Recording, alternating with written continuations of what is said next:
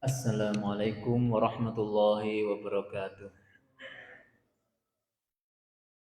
Alhamdulillahi rabbil alamin. Wassalatu wassalamu ala nabiyyina Muhammadin wa ala alihi wa sahbihi ajma'in. Asyhadu an la ilaha illallah wahdahu la syarika lah wa asyhadu anna Muhammadan abduhu wa rasuluh.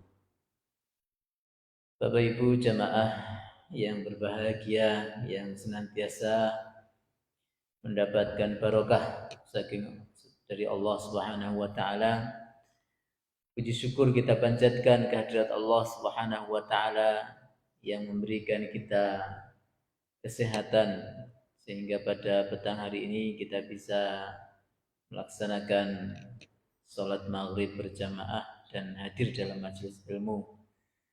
Berharap kepada Allah, berdoa kepada Allah semoga hari-hari kita, waktu-waktu kita adalah waktu-waktu yang melahirkan pahala, menghapus dosa-dosa, dan sisa-sisa umur kita benar-benar bisa kita penuhi dengan ibadah ketaatan kepada Allah Subhanahu wa taala. Allah jauhkan kita dari segala kemaksiatan lahir batin. Allah kumpulkan kita bersama orang-orang soleh solehah.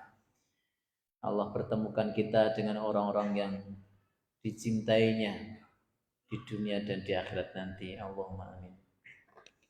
Bapak Ibu rahimakumullah, kita lanjutkan kembali bacaan hadis-hadis di dalam kitab Sahih Al-Adab Al-Islamiyah. Masih membahas tentang adab masuk masjid. Hadis yang ke-116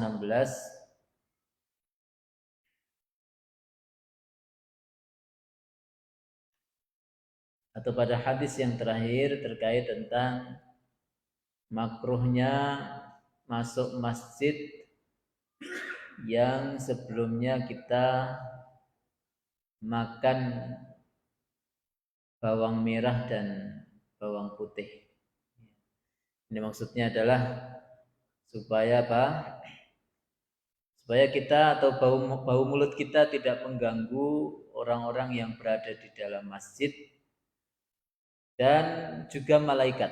Ya, malaikat juga akan terganggu seandainya seseorang itu mengeluarkan bau yang tidak enak ya dari mulutnya.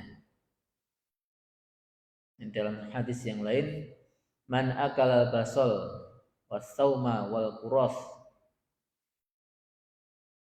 fala yaqrabanna masjidana fa innal malaikata tata'adza mimma yata'adza minhu banu adam.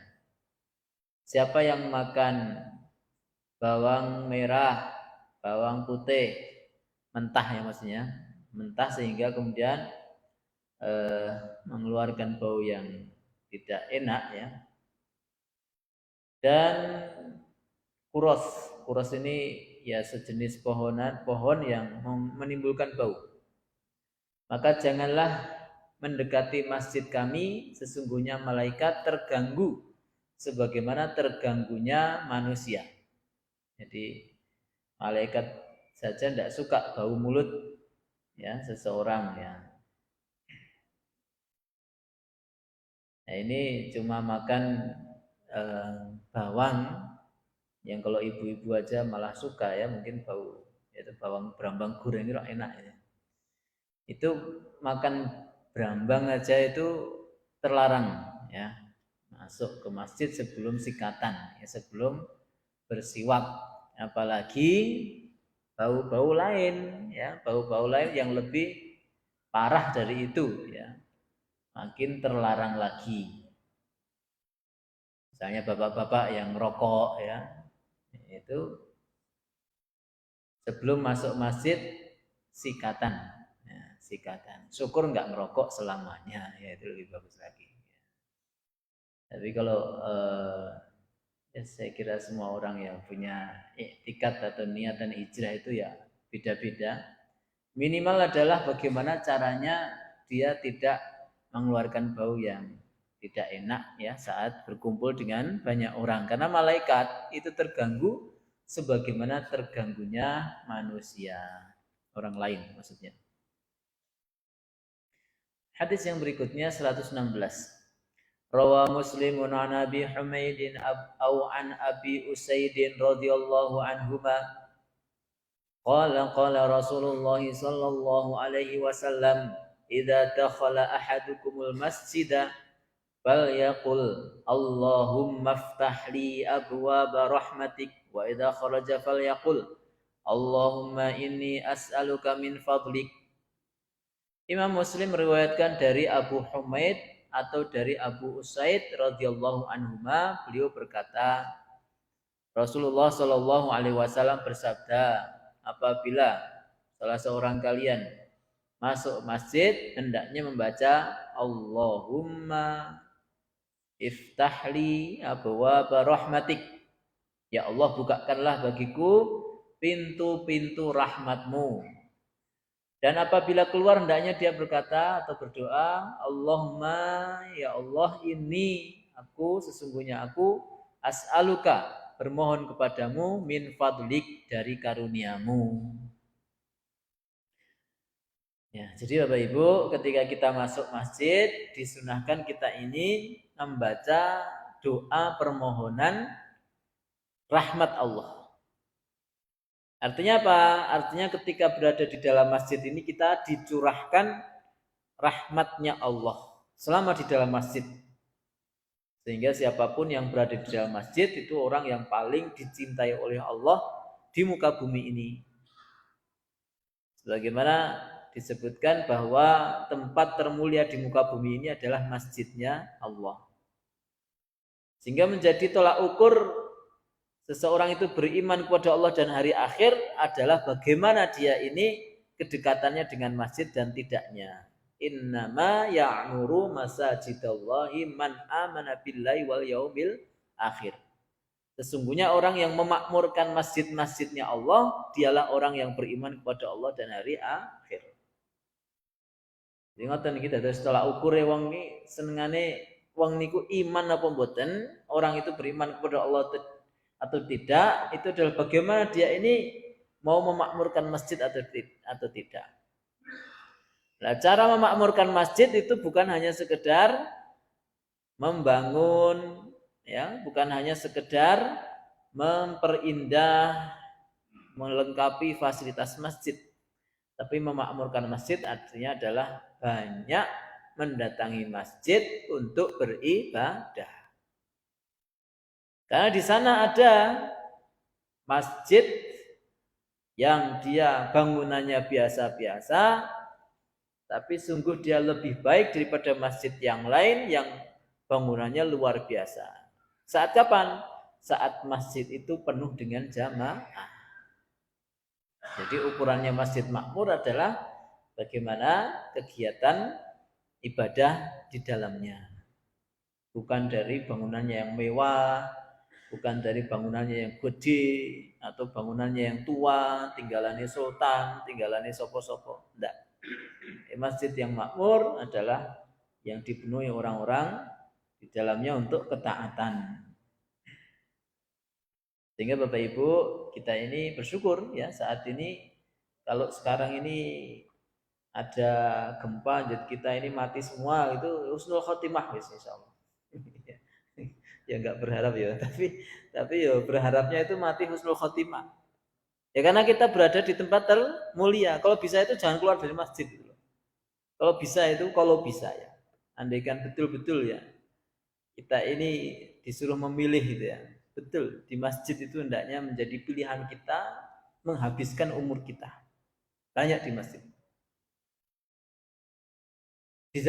Di zaman dahulu para ulama demikian. Keluar dari masjid untuk jihad. Nah, sekarang nggak ada tempat ladang jihad, Palestina jauh, ya. Dan nggak ada izin dari pemerintah kita. Kita nggak ada jihad ya. Banyaklah berada di masjid. Ya. Loh, kalau nyambut gawe Ustadz lah, ya berarti keluar jangan nyambut gawe kan siang hari, malam.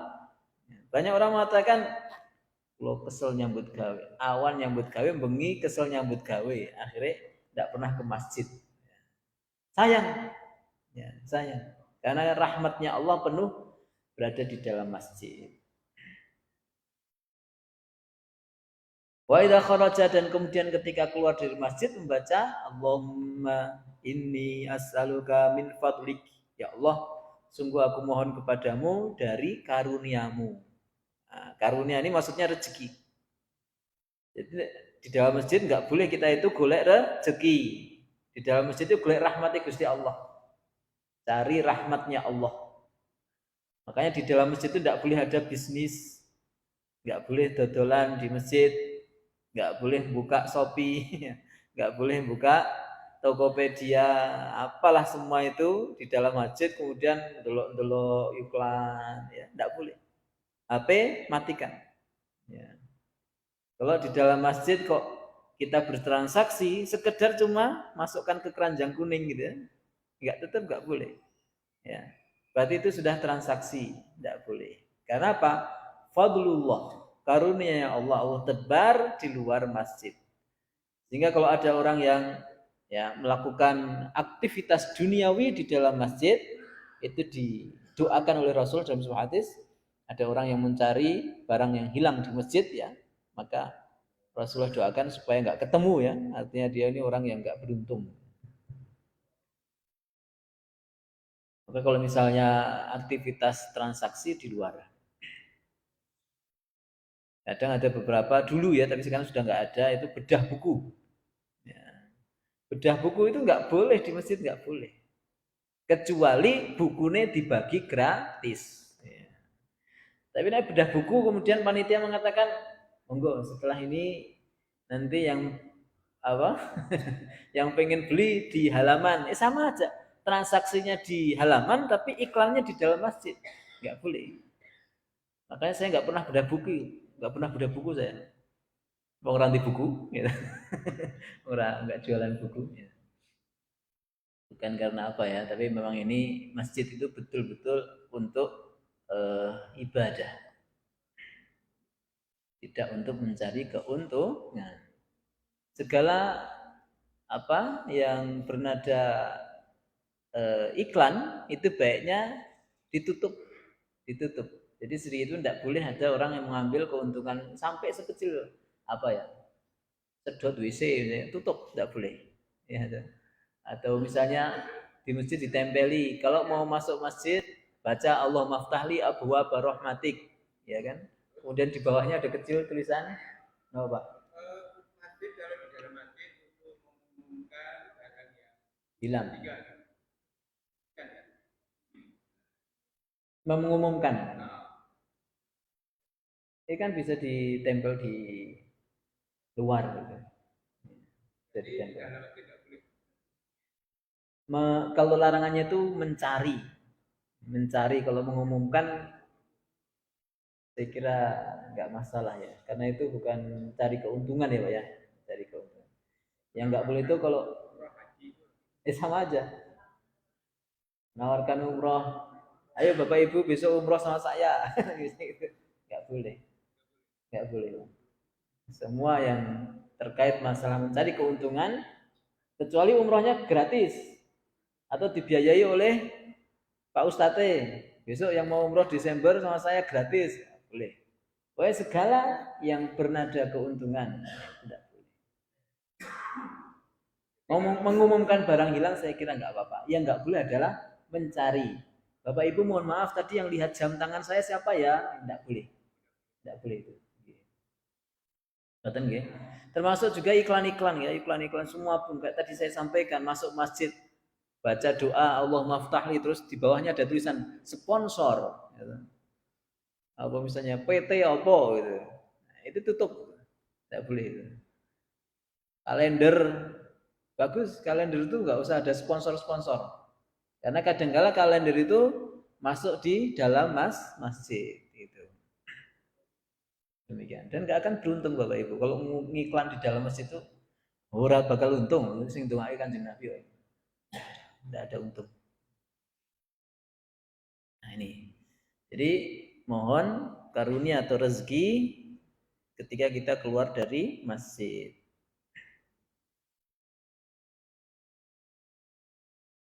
Kemudian hadis yang lain. Idza Rawa Ibnu Majah bi sanadin hasanin an Abi Hurairah radhiyallahu anhu. Imam Ibnu Majah dengan sanad hasan meriwayatkan dari Abu Hurairah radhiyallahu anhu anna Rasulullah sallallahu alaihi wasallam qala idza dakhala ahadukumul masjida falyusallim 'alan nabi.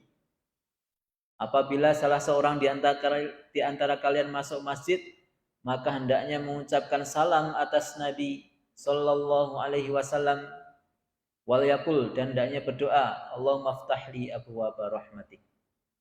Wa idza kharaja falyusallim 'alan nabi. Dan ketika keluar juga disunahkan dan hendaknya dia mengucapkan salam untuk Nabi dan berdoa, Allahumma asimni minasyaitonir rajim. Ya Allah, jagalah aku dari setan yang terlaknat. Ya. Ini sunnah juga. Jadi ketika kita mau masuk masjid, kita membaca salawat dan salam ya. Allahumma sholli ala Muhammad, Allahumma ftahli abwaaba rahmatik. Keluar juga kita Allahumma sholli ala Muhammad. Kemudian Allahumma inni as'aluka min fadlik. Atau di sini disunahkan juga Allahumma asimni minasyaitonir rajim. Ya Allah, jagalah aku dari gangguan setan yang dirajam atau yang terlaknat.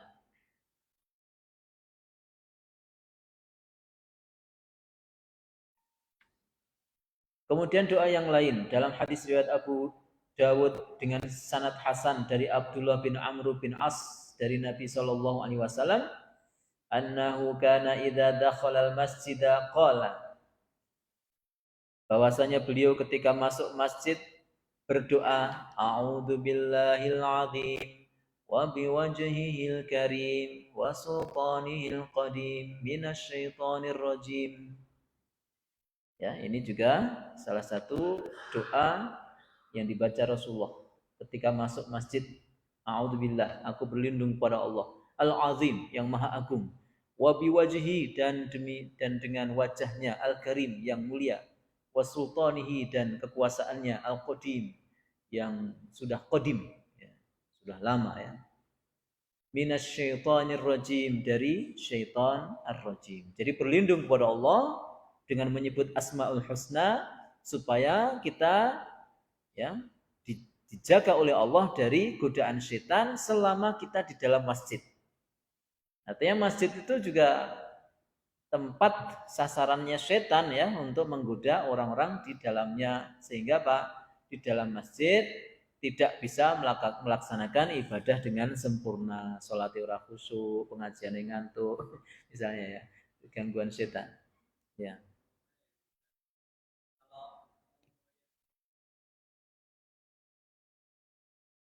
Keuntungannya jualan tidak boleh, tetap meskipun itu untuk masjid, meskipun itu dibagi untuk jamaah ya, segala transaksi jual beli di masjid tidak diperbolehkan. Irwan Pak. Masjid, di dalam masjid Pak.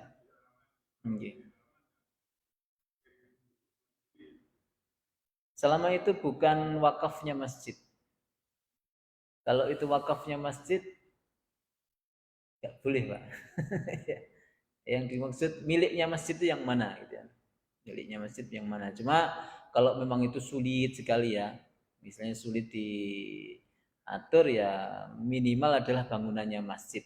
Ya, bangunan yang orang itu melaksanakan sholat dan melepas kaki, artinya betul-betul yang disebutkan kalau di halaman dikatakan masjid ya orang kan di situ pakai kaki, alas kaki, kemudian ada najis di situ, ada apa. Cuma saya pernah dengar dari ya suatu pendapat ya bahwa yang namanya masjid adalah sampai pagarnya, ya, sampai halamannya juga berarti kan. Tapi kalau itu menyulitkan di Jamasba ya ambil pendapat yang apa? Yang bangunannya saja, bangunan.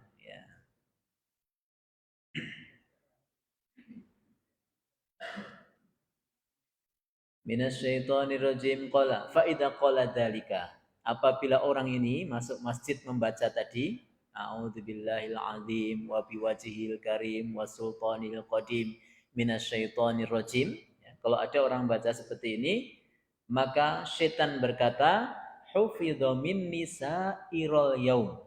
Orang ini terjaga dari gangguanku sepanjang hari. Berarti ini apa? Tolak balak syar'i. Tolak santet, tolak apa semua. Ya, jadi orang ini akan istilahnya kebal ya, kebal dari gangguan syaitan dalam bentuk apapun.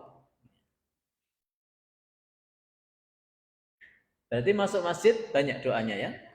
Bismillah. Allahumma sholli ala Muhammad. Itu juga doa. Kemudian a'udzubillahil azim wa biwajhil karim wa sultanihil qadim minasyaitonir rajim. Kemudian Allahumma ftahli abwaaba rahmatik. Keluar masjid doanya Allahumma sholli ala Muhammad wa ala ali Muhammad. Kemudian Allahumma asimni minasyaitonir rajim. Dan juga Allahumma inni as'aluka min fadlik atau min fadlika. Monggo jenengan sing hafal napa syukur sedoyo. Kalau tidak hafal semua ya pilih salah satu, salah dua ya. Dan harus ada peningkatan wong jeneng ngaji udah ada peningkatan. Artinya wingi urung ngerti, wingi urung praktek, besok praktek. Karena demikianlah ya ketika kita mengaku mencintai Rasulullah maka hendaknya kita mempraktekkan semua doa-doa beliau ya, perilakunya beliau. Meskipun tidak rutin ya, tapi minimal pernah. Taqdimur rijlil yumna 'anid dukhul. Kemudian adab yang berikutnya setelah kita berdoa mendahulukan kaki kanan sebelum masuk, wal yusra indal khuruj, dan mendahulukan kaki kiri ketika keluar. Hadis ini dari riwayat Hakim disahihkan oleh beliau dari Anas bin Malik bahwasanya beliau berkata, di antara sunnah apabila kamu masuk masjid adalah hendaknya kamu dahulukan kaki kananmu, dan apabila kamu keluar kamu dahulukan kaki kirimu. Okay. Ya, jadi tinggal membiasakan aja ya, biasakan masuk masjid. Ya, masuk masjid ini kalau di sini ya ukuran masuk masjid ya pintu itu. Kalau yang sana kan masih tempat wudhu. Masuk pintu ini kalau dari timur ya berarti Serambi sana ya Bu ya. Jadi Serambi sana sudah mulai mendahulukan kaki kanan.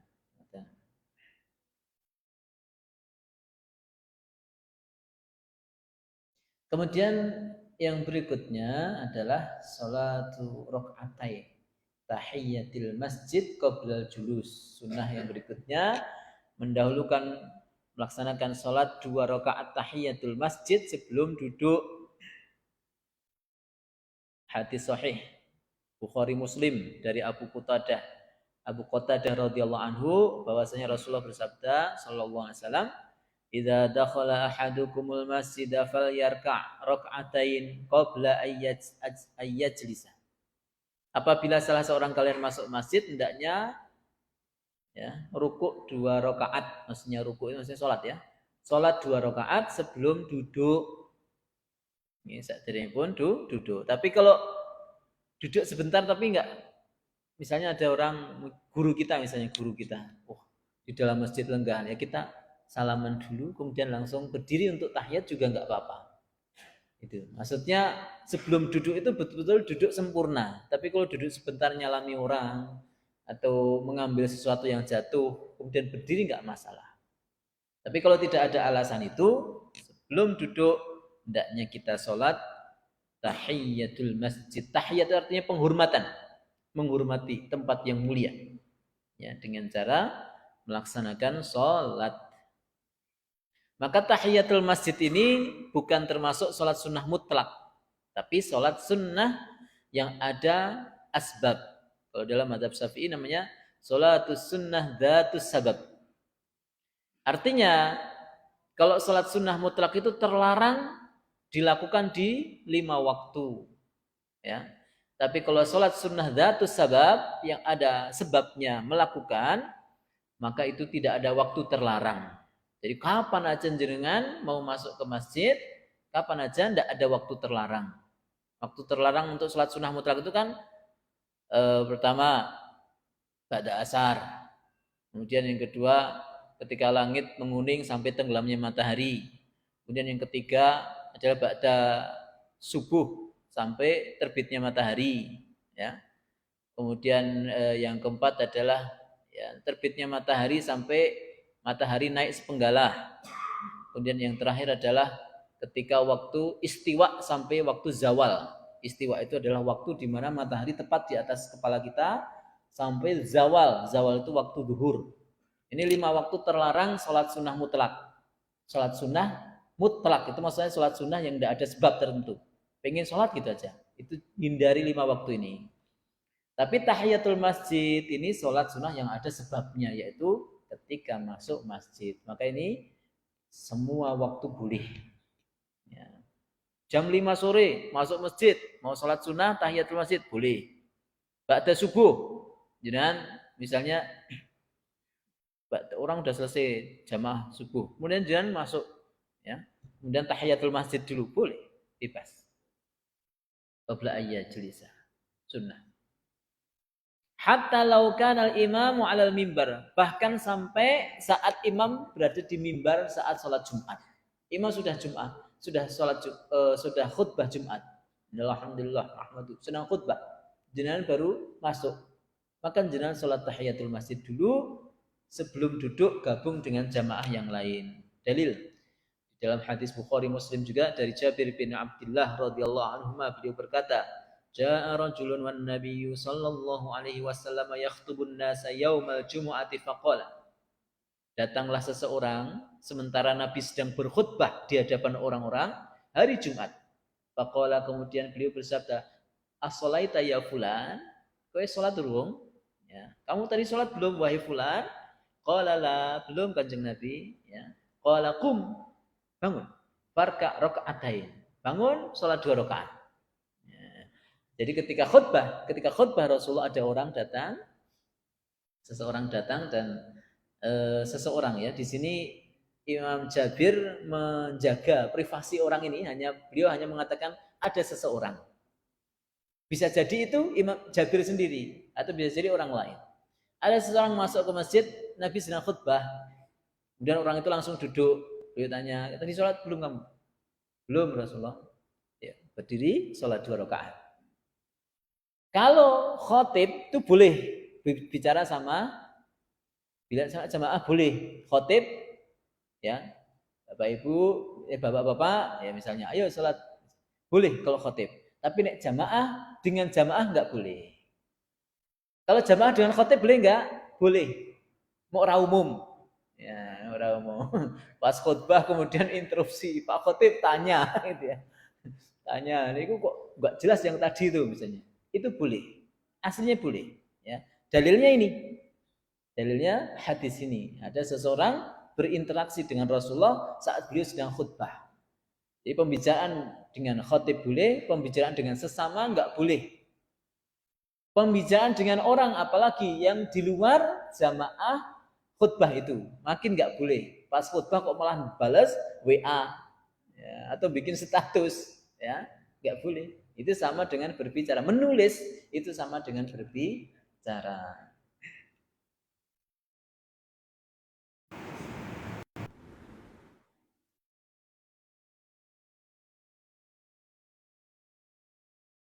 At-tadkir ila sholati, bersegera menuju sholat.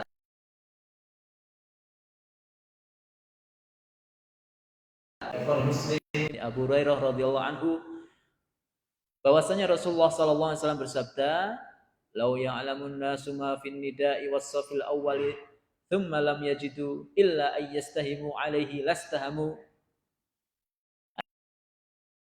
Pahala azan dan pahala berada di saf pertama, kemudian mereka tidak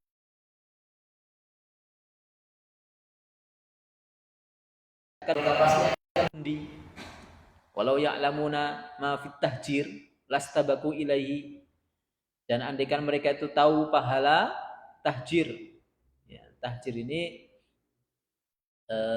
bersegera ke masjid, bersegera artinya ketika adzan langsung segera ke masjid.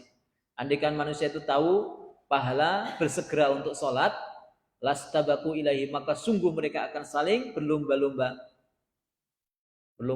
untuk segera ke masjid, rebutan ke masjid.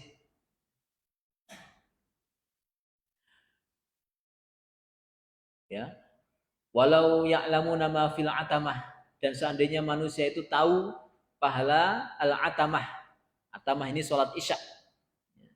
Andaikan mereka tahu pahala sholat isya wasubhi dan sholat subuh, la atau huma, sungguh mereka akan mendatangi keduanya walau habwan, meskipun dengan merangkak. Ini fadilah sholat isya berjamaah di masjid dan sholat subuh. Andaikan manusia itu tahu keutamaan sholat isya dan sholat subuh berjamaah itu, seandainya mereka tahu, maka sungguh mereka akan datang meskipun dengan merangkak, nanti berangkang. Ini artinya apa? Ini pahala besar berarti. Pahala besar. Jangankan ini ya, orang kadang pembagian sembako yang nganti rong jamnya dilakoni kok ya. Cuma sembako. Atau diskonan 50%. Duit berapa? Ini berarti lebih dari sekedar itu, Pak. Cuma Allah tidak bocorkan dalam hal ini. Ya, Allah tidak bocorkan. Hikmahnya supaya betul-betul tersaring siapa yang betul-betul iman ya, datang ke masjid itu karena iman, bukan hanya sekedar ada apanya, ada apa-apanya, tapi betul-betul karena cintanya kepada Allah Subhanahu wa taala. Monggo silakan, ini bisa direnungi beberapa amal soleh ini, bersegera ke masjid, berada di shaf pertama, azan ya, kemudian juga apa tadi? Salat isya dan salat subuh berjamaah. Kemudian dalam hadis Nasa'i dengan sanad hasan dari Al-Barra bin Azib radhiyallahu anhu, dan dari bahwasanya Nabi sallallahu alaihi wasallam bersabda, "Innallaha malaikatahu yusalluna 'ala shaffil muqaddam." Sesungguhnya Allah dan para malaikatnya bersolawat atas shaf yang paling depan. Ya, shaf yang pertama paling depan bagi laki-laki, kalau ibu-ibu ya berarti belakang. Wal muadzin, dan muadzin yughfaru lahu bimaddi sautihi, diampuni dosa-dosanya sepanjang suaranya. Alhamdulillah nggih. Barokahnya jadi muadzin. Sepanjang dia bersuara ketika beradzan itu ya, dari awal sampai akhir diampuni dosa-dosanya. Wa yusaddiquhu man sami'ahu. Ya. Dan demikian juga siapa yang mendengarkannya akan disaksikan di hari kiamat min rotbin wa yabisin, baik dari benda yang basah ataupun yang kering. Membenarkannya ya, orang yang mendengarkan akan membenarkannya, akan menyaksikannya. Ya, jadi keutamaan para muadzin itu diampuni dosa-dosanya selama adzan, dan dia nanti akan diberikan kesaksian oleh siapapun yang mendengarkan dari adzannya itu. Makanya di zaman Rasul seorang muadzin itu dipilih suaranya yang paling lantang, yang paling terdengar suaranya ya jauh. Karena nanti orang-orang yang mendengar suaranya itu akan menyaksikan kebaikannya di hadapan Allah nanti, dan istilahnya menjadi saksi, ya Allah si fulan ini dulu muadzin. Itu akan disaksikan oleh siapapun yang mendengarkannya. Bahkan min rotbin wa yabisin, baik dari benda-benda mati ataupun seperti pohon-pohonan, batu-batuan di sekitarnya juga akan menyaksikannya di hari kiamat. Walahu mithlu ajri man shallama'u, dan baginya pahala siapa yang sholat bersamanya. Ya, ini keutamaan orang yang azan. Siapapun yang sholat bersama beliau itu ya, orang azan itu mendapatkan pahala orang yang sholat bersama beliau itu. Makanya betapa besar pahala muadzin Masjidil Haram. Itu luar biasa, itu orang bayangin ya. sholat di Masjidil Haram, satu orang sholat di Masjidil Haram, maka pahalanya lebih baik daripada 100.000 sholat di tempat yang lain. Ya, jenengan satu sholat di Masjidil Haram itu lebih baik daripada 100.000 sholat di tempat lain. Lah muadzin nih, bayang Pak dengan hadis nih, muadzinnya itu mendapatkan pahalanya orang yang sholat bersama beliau. Jadi 100.000 ping. Berapa orang yang sholat di situ? Kalau di situ yang sholat 1 juta orang, ya 100.000 ping 1 juta diborong pahalanya oleh muadzin ini. Makanya kalau ada pertanyaan, ya orang yang paling besar pahalanya dari sholat ya siapa? Muadzin Masjidil Haram, bukan imam. Bahkan dalam madzhab Syafi'i itu sampai ada ikhtilaf ulama mana yang utama antara muadzin dan imam. Saking ini saingannya pahala mereka ini. Ya. Sampai ada ulama yang saya mengatakan pahalanya besar muadzin daripada imam. Kenapa? Imam ora bakal iso ngimami nek ora ono muadzin. Artinya orang nggak bisa melaksanakan sholat sebelum tahu waktu sholat, yang itu ditandai dengan adzan.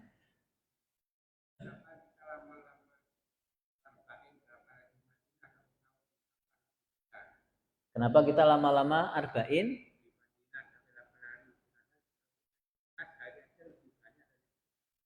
Iya, programnya pemerintah. Iya, kan 40 hari. Di Madinahnya cuma 8 hari, Pak. Ya, di sisanya kan di Mekah wis akeh banget, Pak. Sekalian di oh iya, mungkin ben rada adil, Pak. Jadi mungkin 32 hari di Mekah, 8 hari di Madinah. Itu tentang kebijakan, Pak. Kebijakan.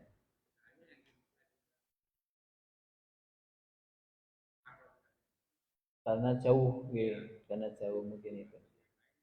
Khawatir juga Pak kalau terlalu lama di Mekah ya kondisi orang tua kan gitu. Kalau di Madinah kan dekat dengan masjid. Ngapunten mungkin itu tentang kebijakan aja. Karena ada hadis itu Pak, hadis yang salah dipahami. Sebenarnya ada hadis tentang arba'in itu.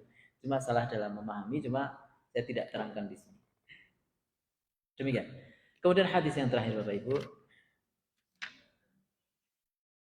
mendahulukan para penghafal dan ahli fikih di saf pertama di belakang imam.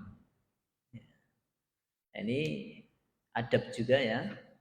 Jadi orang-orang penghafal Al-Quran, orang-orang yang ngerti fikih, ya, itu sebaiknya dekat-dekat dengan imam. Apa maksudnya? Kalau imamnya salah, itu bener ke.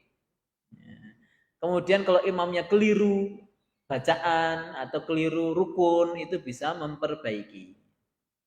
Perhatikan dalam hal ini Bapak Ibu, yang sahih itu, yang paling berhak menjadi imam itu bukan yang hafalannya banyak. Aqra'uhum fi kitabillah. Orang yang paling akra' dengan kitabullah itu maksudnya yang paling ngerti dengan Al-Quran. Dan maksudnya juga ngerti rukun-rukunnya sholat.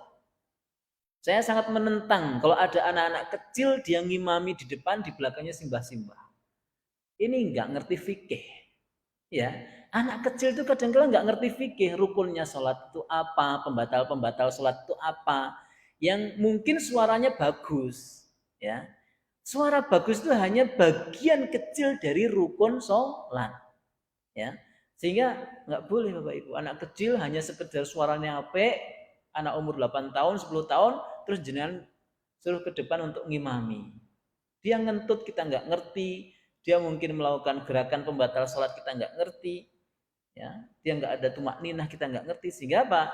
Yang paling utama menjadi imam adalah betul. Kalau memang ada yang paling hafal banyak, ya, lakukan, berikan mereka kesempatan. Tapi yang paling utama adalah yang paling afqoh, yang paling ngerti tentang sholat dan yang paling bisa mengamalkan Al-Quran.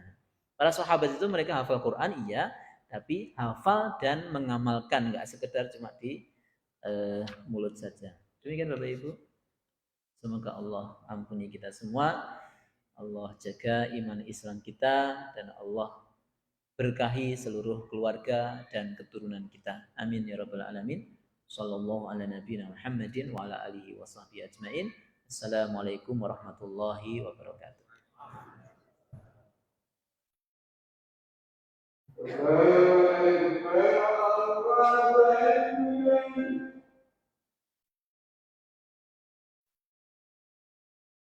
Allah